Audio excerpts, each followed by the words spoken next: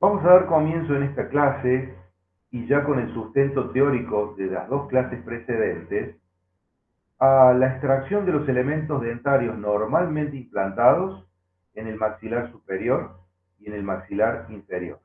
En esta clase nos vamos a referir exclusivamente a la extracción de los elementos normalmente implantados en el maxilar superior. Y en la clase siguiente vamos a hacer exactamente lo mismo, pero con los elementos de la arcada inferior. En primer término, nosotros tenemos que considerar que antes de pasar a hablar de la extracción concretamente de tal o cual elemento, tenemos que tener en cuenta una serie de detalles que son bastante importantes y que debemos considerarlos y que tienen que ver en gran medida con lo que hemos venido desarrollando a lo largo de estas clases.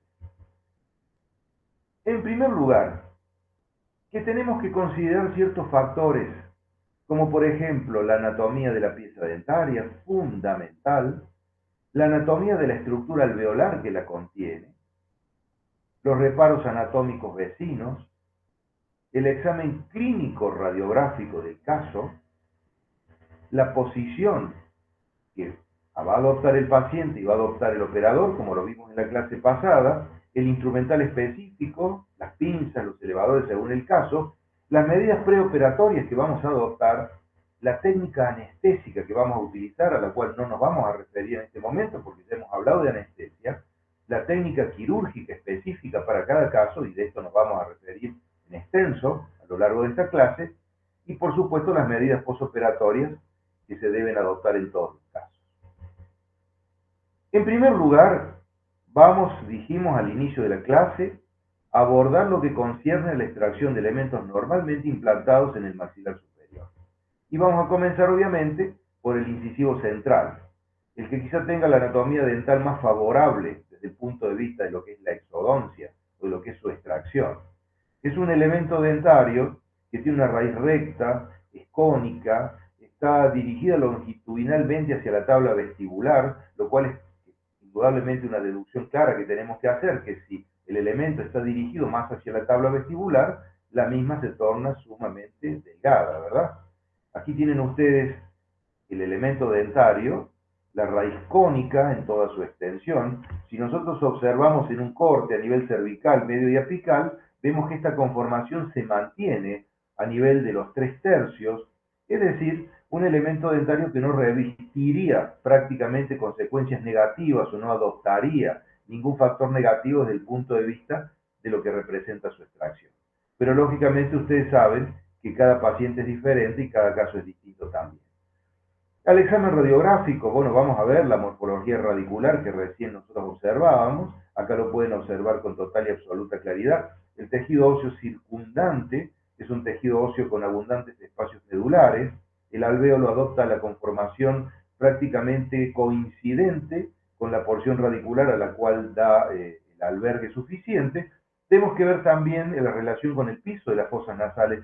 Tengan ustedes en cuenta que los elementos del sector antero superior mantienen una íntima relación de contacto con el piso de las fosas nasales. Y por allí, en una maniobra intempestiva, podría llegar a producirse una comunicación buconasal. En consecuencia, hay que ver esto radiográficamente. La relación con el conducto nasopalatino que ustedes están viendo, voy a volver hacia atrás, que estaban viendo anteriormente, es muy importante de verla radiográficamente porque vemos esta radiolucidez. Este conducto se ubica inmediatamente por detrás de los incisivos centrales superiores y por supuesto la relación con los elementos dentarios vecinos.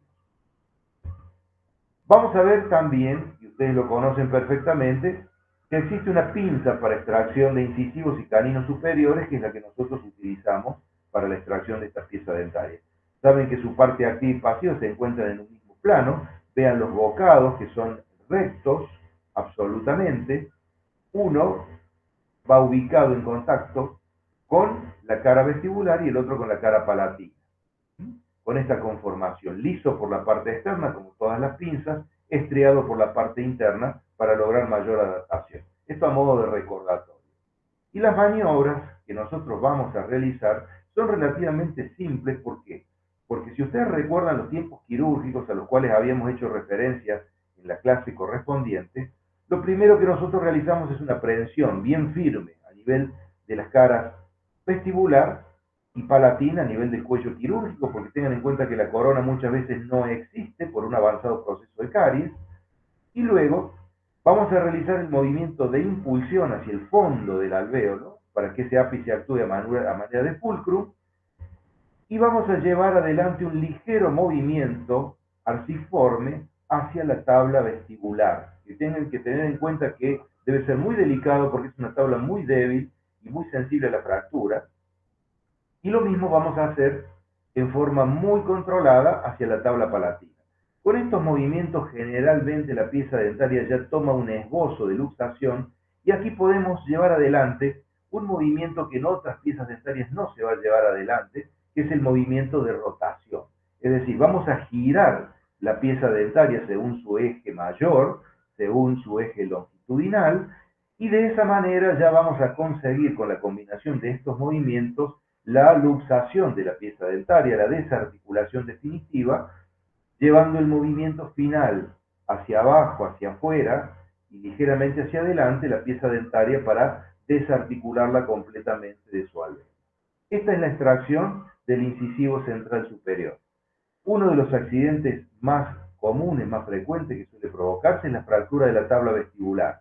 Tenemos que tener mucho cuidado con esto y ser delicados en la movilidad, sobre todo en los movimientos en arco hacia vestibular y hacia palatino, brindando luego con un esbozo de luxación ya la movilidad suficiente con el movimiento de rotación, que va a ser el que en definitiva nos va a favorecer y a permitir la luxación definitiva de la pieza dental. Vamos a hablar ahora del incisivo lateral, pero antes les voy a mostrar este caso clínico, un incisivo central. Vean ustedes la cinesmotomía correspondiente, me había olvidado del caso que les había puesto, la ubicación de los bocados de la pinza, el movimiento en sentido vestíbulo palatino, como recién decíamos, y posteriormente el movimiento de rotación, con lo cual nosotros ya vamos a lograr la luxación definitiva de la pieza dentaria y la tracción correspondiente hacia abajo, hacia afuera y hacia adelante. Esto es lo que concierne a la extracción del incisivo central superior. Vamos a hablar ahora del incisivo lateral. Y el incisivo lateral superior tiene marcadas diferencias con respecto al central, en todo sentido. Desde el punto de vista anatómico, es un elemento que tiene una raíz recta, pero esta raíz ya no es cónica, es aplanada, aplastada mesiodistalmente y frecuentemente dilacerada en la porción apical, con franca dirección ya no hacia la tabla vestibular, sino hacia la tabla palatina. Y esto es muy importante de tener en cuenta porque una tabla un poquito más gruesa que la tabla vestibular correspondiente al incisivo central, y además, si ustedes se encuentran clínicamente un proceso del tipo de un absceso localizado en esta zona y del sector palatino, sepan de antemano que ya uno tiene que sospechar que el elemento responsable de los tres elementos del sector anterosuperior es el incisivo lateral superior, seguramente por esa franca dirección que tiene su raíz dirigida hacia la tabla palatina. Esa dilaceración en el tercio apical a veces nos puede jugar una mala pasada. Nos puede jugar una mala pasada porque es muy sensible y se puede fracturar con marcada facilidad si uno no tiene las precauciones del caso. Pero esta disposición radicular y esta característica anatómica ya nos habla a las claras de que los movimientos de luxación van a ser muy diferentes también. Al examen radiográfico, por supuesto, vamos a ver la morfología radicular, el ápice, que a veces podemos observar, como en este caso, una marcada dilaceración en el tejido circundante. También tiene relación con el piso de fosas nasales y es muy importante ver, por cierto, la relación con los elementos dentarios vecinos. Desde el punto de vista técnico, en este elemento vamos a realizar la prehensión de la misma forma que en el incisivo central. Pero a diferencia del central, acá los movimientos en sentido vestíbulo palatino luego de realizar la impulsión van a ser más delicados, van a ser más controlados, pero van a ser de mayor cuantía. ¿Por qué? Porque en este caso nos vamos a ver imposibilitados de realizar el movimiento de rotación que veíamos anteriormente para el caso del incisivo central. La raíz con estas características anatómicas seguramente nos lo va a impedir y por lo tanto acá predominan exclusivamente los movimientos en sentido vestíbulo palatino tantas veces como sean necesarios hasta lograr, como vemos aquí, la desarticulación total de la pieza dentaria del interior de su alvéolo. Vamos a verlo en un caso clínico también. Vean, ya arrancamos de la aprehensión. Estamos realizando, luego de realizar la impulsión, un movimiento arciforme hacia vestibular, lo mismo hacia palatino, tantas veces como sea necesario hasta que la pieza dentaria finalmente cede a expensas de la dilatación de las tablas alveolares y de la ruptura de sus fibras periodontales, y se puede llevar adelante finalmente la tracción hacia abajo, hacia afuera y hacia adelante, de la misma forma que en el caso del incisivo central. Dicho esto, vamos a analizar la extracción de este, que realmente es un elemento dentario muy problemático para su extracción, y realmente ello tiene que ver fundamentalmente con cuestiones de tipo anatómico. Es un elemento dentario que tiene una raíz sumamente potente, cónica, de gran longitud, es ligeramente aplanada en sentido mesiodistal, no tanto como el incisivo lateral, pero tampoco es de corte tan ovoidea como el incisivo central, y con frecuentes curvaturas y frecuentes dilaceraciones, sobre todo en el tercio apical, como aquí lo podemos observar. Al examen radiográfico hay que ver no solamente la morfología de esa raíz, que como ustedes pueden observar, es una raíz sumamente potente.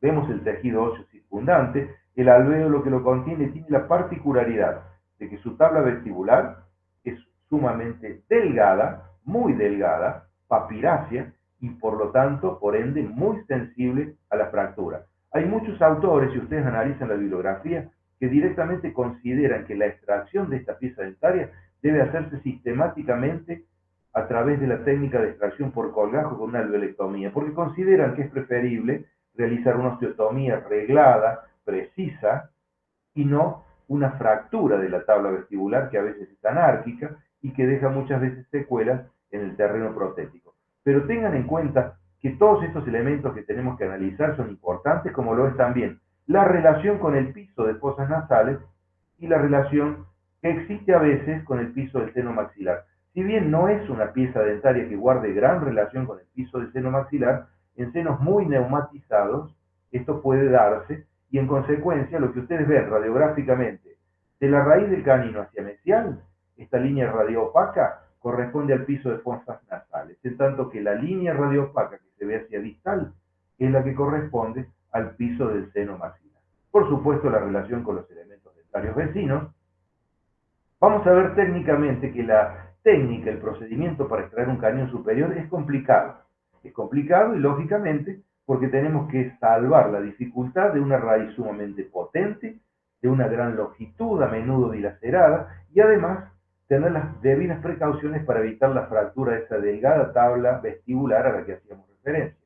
Entonces, luego de hacer la aprehensión, con la misma pinza que hemos utilizado para el incisivo central y para el incisivo lateral, hacemos el movimiento de impulsión, y acá vamos a tener que realizar movimientos en sentido vestíbulo-palatino realmente muy, pero muy delicados, y además tener en cuenta que la fuerza que el operador va a tener que realizar va a tener que ser una fuerza seguramente muy potente, muy importante para vencer este obstáculo, este escollo, tantas veces como sea necesario, y el movimiento de rotación está restringido también, no es una raíz que lo permita, pero cuando el elemento dentario ya adquiere un esbozo de luxación, cuando ya tiene un cierto margen de movilidad, entonces puede realizarse un ligero movimiento de rotación, pero con la pieza dentaria ya prácticamente luxada, hasta lograr su desarticulación final hacia abajo, hacia afuera y hacia adelante. Aquí lo vamos a ver en un caso clínico, acá lo tienen ustedes, se realiza la sindesmotomía, se ubican los bocados de la pinza de manera convencional por vestibular y por palatino, se realiza el movimiento de impulsión y comenzamos a realizar movimientos en sentido vestíbulo-palatino, muy medidos, muy mesurados, muy controlados, tantas veces como sea necesario, y aplicando una fuerza que va a tener que ser sumamente importante, mucho más importante que la de cualquier elemento dentario de la arcada, prácticamente, pero del sector anterior superior seguramente que sí, y luego un ligerísimo movimiento rotatorio, pero vean que lo estamos ejerciendo una vez que la pieza dentaria ya tiene la luxación suficiente provocada por los movimientos anteriores. Y finalmente la tracción de la misma hacia abajo, hacia afuera y ligeramente hacia adelante. Muy bien, y vamos a comenzar a detallar el procedimiento quirúrgico para la extracción de los elementos del sector medio, concretamente los premolares. El primer premolar es un elemento complicado también, es un elemento birradicular o a veces unirradicular, pero en general puede ser birradicular o unirradicular bifurcado, de raíces delgadas, muy frágiles, realmente muy frágiles, sobre todo en el tercio apical, donde esos tercios apicales se fracturan a menudo con mucha facilidad al realizar los movimientos de luxación, y además tienen que tener en cuenta de que si esta pieza dentaria es birradicular, entre estas dos raíces se va a encontrar un septum, un pequeño septum interradicular, que es un escollo también bastante difícil de vencer. El alvéolo adopta la disposición que tienen las raíces, es concordante con las mismas, pero indudablemente este pequeño septum interradicular va a ser un escollo a veces muy difícil de vencer. Vean ustedes en los cortes cómo el elemento es aplanado mesiodistalmente y cómo cada una de esas raíces en su tercio apical es aplanado mesiodistalmente también. Entonces muchas veces la extracción de estas piezas dentarias se torna complicada por estos factores anatómicos que acabo de mencionar. Vamos a utilizar aquí una pinza diferente, es la pinza para la extracción de ambos premolares superiores, que tiene una ligera conformación de S itálica, que tiene por finalidad salvar la comisura labial. Esta pinza se utiliza para los dos premolares de ambos lados. Aquí ven ustedes los bocados, la parte activa, ven esa curvatura en forma de S itálica. Y al examen radiográfico tenemos que ver no solamente esa morfología radicular que muchas veces se distorsiona por la superposición de una raíz con la otra, la disposición que guardan las mismas, el tejido óseo circundante, que saben en el maxilar superior por lo general es más esponjoso, no hay mayor cantidad de tejido compacto en este sector, hay relación con el piso del seno maxilar, no es la pieza dentaria que mayor relación guarda, pero hay relación con el piso del seno, también con la apófisis malar que se encuentra en la proximidad, y por supuesto hay que ver la relación con los elementos dentarios vencidos. Vamos a ver entonces técnicamente que vamos a utilizar la pinza que recién veíamos para realizar la presión bien firme en sentido axial, ubicando el mordiente vestibular y el mordiente palatino, y luego vamos a realizar el movimiento de impulsión correspondiente y posteriormente vamos a comenzar a realizar movimientos en arco dirigidos primero hacia la tabla vestibular y posteriormente hacia la tabla palatina. Generalmente la tabla vestibular se torna más delgada y es la que primero cede y por lo tanto vamos a tratar de insistir con esos movimientos arciformes, sobre todo llevando la pieza dentaria más hacia vestibular. Pero lógicamente esto lo va a dar la característica de la misma pieza dentaria, la característica del caso clínico, y entonces tantas veces como sea necesario y con mucho cuidado vamos a llevar adelante la dilatación de ese alvéolo lo suficiente como para que pueda emerger ese remanente radicular compuesto por dos raíces bifurcadas a diferente nivel según el caso y que representa a veces un obstáculo bastante difícil de vencer, por cierto. Acá lo vamos a ver en un caso clínico, que es el que están observando a continuación. Luego de realizada la sindesmotomía correspondiente por palatino y por vestibular, la aprehensión con la pinza para premolares superiores, realizamos el movimiento de impulsión y vean cómo lentamente y progresivamente la pieza dentaria se va movilizando, sobre todo hacia la tabla vestibular, pero también con movimientos en sentido hacia el lado palatino. Y esto lo vamos a tener que realizar en reiteradas ocasiones hasta que ese alvéolo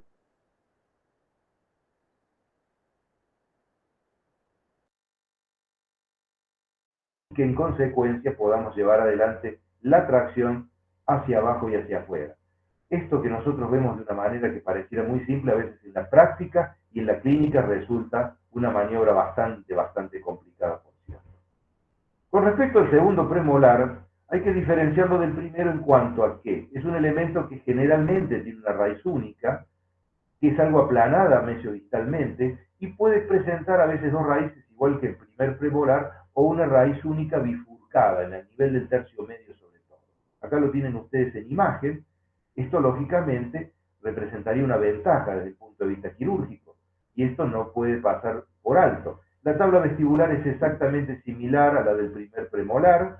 El estudio radiográfico también es exactamente similar. Hay mayor relación del el extremo radicular con el piso del seno maxilar, es decir, que el estudio radiográfico es absolutamente compatible y el procedimiento con el cual nosotros vamos a llevar adelante la extracción de esta pieza dentaria no difiere prácticamente en nada con el que nosotros realizamos para el caso del primer premolar. Es exactamente similar. Lo vemos en un caso clínico, aquí lo tienen ustedes, se trata de este elemento dentario, de este premolar, realizada la sindesmotomía correspondiente por ambos lados, primero palatino, después vestibular, como ustedes ya conocen, la prensión, la impulsión y los movimientos arciformes hacia vestibular y palatino las veces que fuese necesario hasta que la pieza dentaria tome el esbozo de luxación y puede ser retirada definitivamente de su alveolo. Vean ustedes que la técnica quirúrgica es prácticamente similar a la del primer premolar.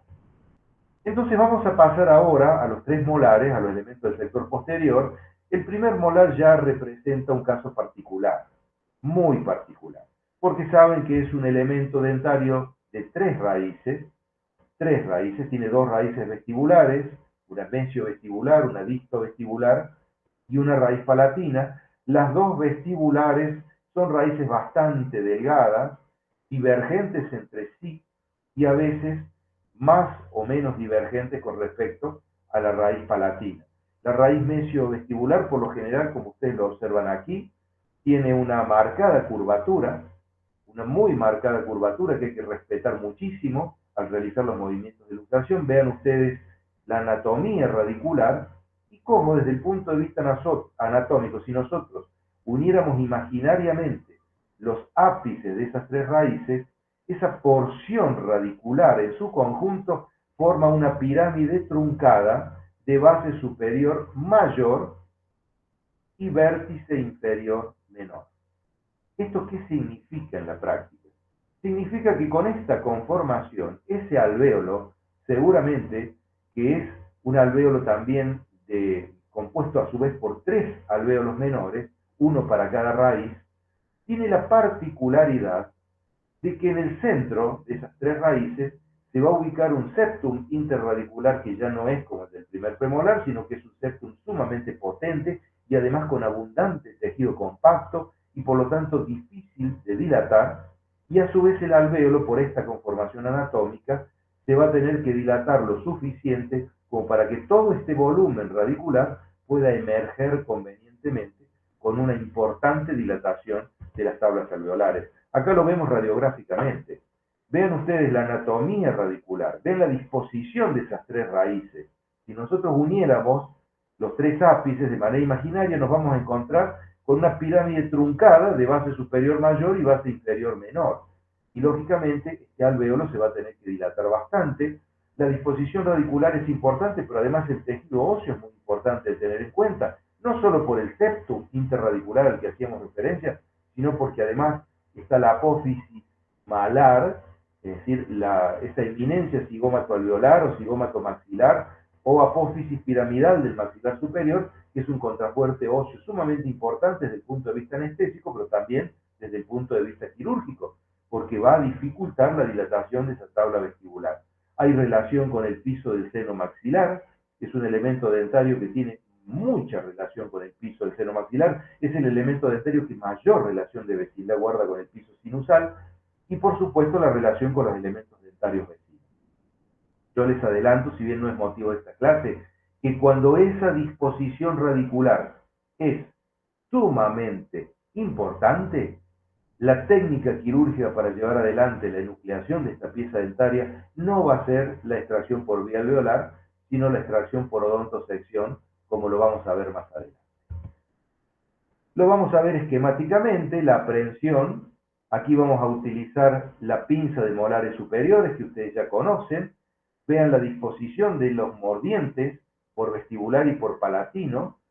Vean ustedes cómo se realiza el movimiento de impulsión hacia vestibular, hacia palatino. Acá no hay ninguna posibilidad de realizar movimientos rotatorios. Imagínense ustedes que con estas características anatómicas eso resulta absolutamente imposible.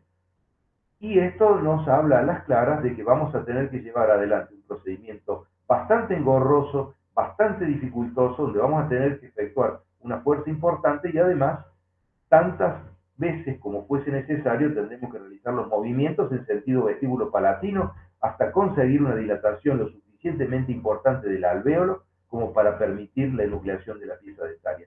Utilizamos la pinza para molares superiores, que ustedes saben, hay una pinza para el lado derecho y una pinza para el lado izquierdo. Las partes activa y pasiva, estas partes forman una amplia curvatura, es decir, no es solamente una S itálica como la de premolares, sino una amplísima curvatura. El bocado interno, es decir, el que va este bocado interno, el que va en contacto con la raíz palatina, es un bocado convexo. En cambio, el bocado externo termina en forma de punta de lanza. ¿Por qué? Porque esta disposición va a permitir que la pinza pueda insinuarse en la bifurcación de las raíces vestibulares y entonces de esta manera llevarse adelante una correcta prensión. Esta pinza se utiliza para los primeros y segundos molares superiores. Una pinza hay para el lado derecho y otra pinza para el lado izquierdo, precisamente para coincidir con esa disposición y esa anatomía radicular. Acá tienen la del lado derecho, la anterior a la del lado izquierdo. Vean el mordiente vestibular con esa forma de punta de lanza que se insinúa a nivel de la bifurcación radicular, y el mordiente palatino, que es convexo y que se adapta precisamente a la raíz palatina. Aquí lo tienen de un lado, lo tienen del otro para que lo recuerden bien. Vean la diferencia. Siempre tengan en cuenta que esta concavidad, luego de la S itálica, esta va dirigida hacia arriba, nunca dirigida hacia abajo, porque si no van a utilizar la pinza equivocada del lado equivocado y van a provocar una iatrogenia seguramente. Entonces es muy importante que ustedes la conozcan y por eso quería refrescarles el conocimiento acerca de la misma. Vamos a ver un caso clínico. Aquí ustedes observan este primer molar superior, se ha realizado ya la sindesmotomía correspondiente por vestibular, primero por palatino, luego por vestibular, y la adaptación de los bocados de la pinza. Vean ustedes cómo esos bocados tienen una contextura lo suficientemente importante como para adaptarse a este voluminoso elemento dentario. Y comenzamos con un ligero movimiento arciforme hacia vestibular, tratando de dilatar sobre todo esta tabla, que es lógicamente mucho más potente y mucho más engrosada por la presencia de la apófisis piramidal, y lo mismo hacia el lado palatino, hasta conseguir un ligero movimiento en los cuales, a posteriori, vamos a llevar adelante esos mismos movimientos, pero ampliándolos cada vez más, hasta que ese alvéolo va a ceder, ese alvéolo se va a dilatar, y a expensas de esa dilatación y la ruptura de las fibras del periodonto, vamos a lograr finalmente la desarticulación de la pieza dentaria de su claustro alveolar. Esto, lógicamente, es una tarea dificultosa. A veces esa relación de vecindad con el piso del seno maxilar puede determinar la posibilidad de que se produzca una comunicación bucosinusal y tenemos que estar preparados para poder subsanarlo. Es decir, que la extracción del primer molar superior acapara un sinnúmero de dificultades que tienen que ver con su disposición y su anatomía radicular, la característica de sus alvéolos, de la disposición y la morfología alveolar, y también del refuerzo de la tabla vestibular por parte de la apófisis piramidal, teniendo en cuenta siempre la relación existente con el piso del seno maxilar. Con respecto al segundo molar, tenemos que decir que este elemento también es triradicular, dos vestibulares, una palatina. Las mismas pueden ser divergentes o pueden fusionarse total o parcialmente. Podemos tener casos de raíces que son exactamente similares a las del primer molar, o en otros casos encontrarnos con esta situación de que las dos vestibulares están fusionadas o al menos no son tan divergentes, o la situación como esta, donde las tres raíces están fusionadas en un solo bloque, en una sola masa radicular. El examen radiográfico es similar que el que vimos para el primer molar. No vamos a ahondar en demasiados detalles porque esto es exactamente similar. En caso de que falte el tercer molar, como en este caso, existe relación con la tuberosidad del maxilar y por supuesto ver la relación con los elementos dentarios vecinos, el seno maxilar. Todo esto tenemos que estudiarlo radiográficamente. La técnica quirúrgica, simplemente les digo que es exactamente similar a la que vimos para el primer molar. Utilizamos la misma pinza, ya sea para el lado derecho o para el lado izquierdo, y el procedimiento quirúrgico no difiere en lo más mínimo. Y por último vamos a hablar del tercer molar superior, que es un elemento muy caprichoso en cuanto a su anatomía, porque este es muy variable. es un elemento que tiene una gran variación anatómica, en la porción radicular sobre todo, teniendo por lo general 3 o más raíces fusionadas, pueden ser divergentes o con otras disposiciones presentando además frecuentes anomalías de número, de forma, de posición. Vean ustedes la diversidad de casos, las 2 vestibulares fusionadas con la palatina, lo mismo que aquí, en este caso las 3 divergentes como si fuera un primer molar o un segundo molar, en este caso presentándose con raíz única, es decir, todo esto es muy variable y tenemos que tener en cuenta que la zona donde se ubica ese tercer molar superior es una zona bastante inaccesible, bastante complicada para trabajar precisamente por esa inaccesibilidad. Radiográficamente hay que estudiar completamente lo que vimos anteriormente desde el punto de vista anatómico de la pieza dentaria, del tejido óseo circundante. Aquí sí tenemos una gran relación de vecindad con la tuberosidad del maxilar. Tengamos en cuenta que en una maniobra intempestiva, un accidente bastante frecuente es la fractura de la tuberosidad del maxilar superior. La relación con los elementos dentarios vecinos, y si bien no es el elemento que mayor relación guarda con el piso del seno maxilar, existe una relación importante con el mismo, y por supuesto esto hay que tenerlo en cuenta desde el punto de vista quirúrgico. Existe una pinza que es específica para el tercer molar superior, ustedes la conocen, pero yo se las recuerdo, tiene una marcada doble acodadura, y la parte activa y pasiva están en planos muy diferentes, para salvar precisamente la comisura labial y sobre todo para salvar todos los elementos de la arcada que se encuentran por delante. Los bocados de esta pinza son convexos ambos, porque aquí ya no vamos a tener esa punta de flecha como en el caso de la pinza para primero y segundo molar. Con esta disposición se adapta a la disposición anatómica que tiene la porción radicular del tercer molar, generalmente raíces fusionadas.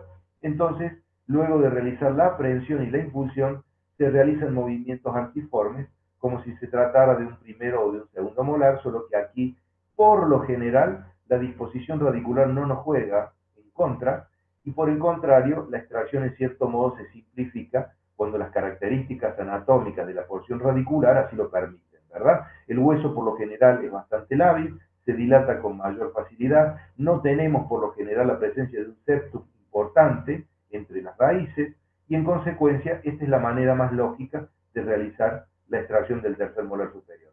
Hay que tener la precaución que recién decíamos con la tuberosidad del maxilar superior, de no llevar adelante movimientos intempestivos, pero lo que sí hay que tener en cuenta, y esto lo vamos a ver en un caso a continuación, es la inaccesibilidad de la zona. Observen ustedes que a veces hay que trabajar a boca entreabierta para que no se adhiera la mucosa del carrillo, y luego de realizar la cinemotomía correspondiente, por palatino primero y vestibular después, hacemos la aprehensión con la pinza de terceros molares y llevamos adelante tantos movimientos en sentido vestíbulo-palatino como fuesen necesarios hasta lograr la desarticulación total de ese tercer molar, la cual se produce por lo general hacia abajo, hacia afuera y ligeramente hacia adelante. Este es el procedimiento más lógico, el normal. Pero a veces hay casos en los cuales, ya sea por la misma inaccesibilidad a la cual nosotros estamos haciendo referencia, muchas veces, y es un hecho muy frecuente, ese tercer molar superior tiene una profunda cavidad de caries por su cara vestibular. Es muy frecuente la aparición de caries vestibulares en los terceros molares superiores por la inaccesibilidad misma, que imposibilita una buena higiene oral y en consecuencia se producen caries muy destructivas que nos imposibilitan o nos dificultan la aplicación del bocado vestibular de la pinza. Entonces, una maniobra muy útil y que la utilizamos de manera cotidiana y corriente cuando hablamos del tercer molar superior pero retenido, tema que vamos a tratar ya finalizando el ciclo lectivo, es utilizar un elevador que puede ser un elevador recto pero preferentemente un elevador acodado tipo Klebden, que vamos a estudiar más adelante, aplicado por mesial, y de esa manera, llevando adelante un movimiento en forma de cuña primero y de palanca después, logramos, como lo estamos viendo en este ejemplo, un movimiento de luxación hacia abajo, hacia atrás y ligeramente hacia afuera, con mucho cuidado precisamente para evitar la fractura de la tuberosidad. Vean ustedes cómo, lo hemos ejemplificado aquí, la luxación y una vez lograda la misma, el retiro de la pieza dentaria por medio de la pinza de terceros molares superiores de manera convencional. Acá lo vamos a ver en un caso clínico también, y con eso vamos a ir cerrando esta clase. Acá tienen ustedes el caso clínico correspondiente, la sindesmotomía por palatino, la sindesmotomía por vestibular, y aquí están observando la aplicación de un elevador Klebs-Dehn contrangulado por la cara mesial, en contacto con la cara mesial del tercer molar, y cómo progresivamente, primero como cuña y luego como una palanca, vamos ligeramente desplazando ese tercer molar hacia abajo, hacia atrás y ligeramente hacia afuera, para de esa manera tener un punto útil donde luego aplicar la pinza de terceros molares superiores y realizar finalmente la enucleación del mismo de su claustro alveolar. Muy bien, de esta forma hemos visto en esta clase la enucleación de las piezas dentarias del maxilar superior. En la próxima clase vamos a hacer referencia a la extracción de los elementos normalmente implantados, pero en el maxilar inferior.